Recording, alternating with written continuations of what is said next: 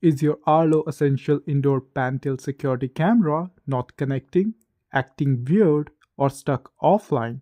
Don't worry, a reset can fix it.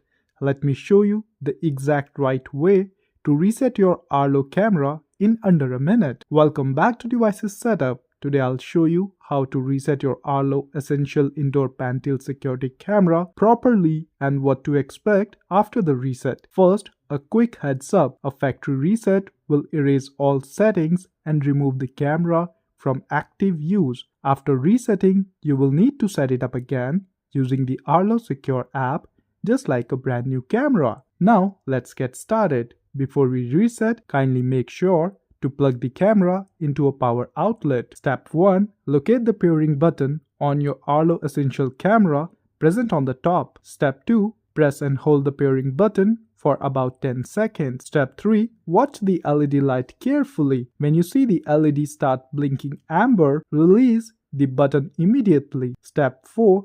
If done correctly, the camera's LED will blink amber 3 times. This confirms the factory reset is successful. Now, an important tip: if you keep holding the button too long, the reset won't be completed. If that happens, just repeat the process until you see the 3 amber blinks after releasing the button. So after a factory reset, your Arlo camera may still appear in the Arlo Secure app, but it will be disabled. That is normal. To use it again, simply open the Arlo Secure app and go to the setup process to add the camera back to your account. And that's it. That's the correct way to reset an Arlo Essential Indoor Panel Security Camera. And if this helped, like the video, subscribe, and drop a comment if you need any help setting it up again. So see you in the next video. Until then, have a blessed day.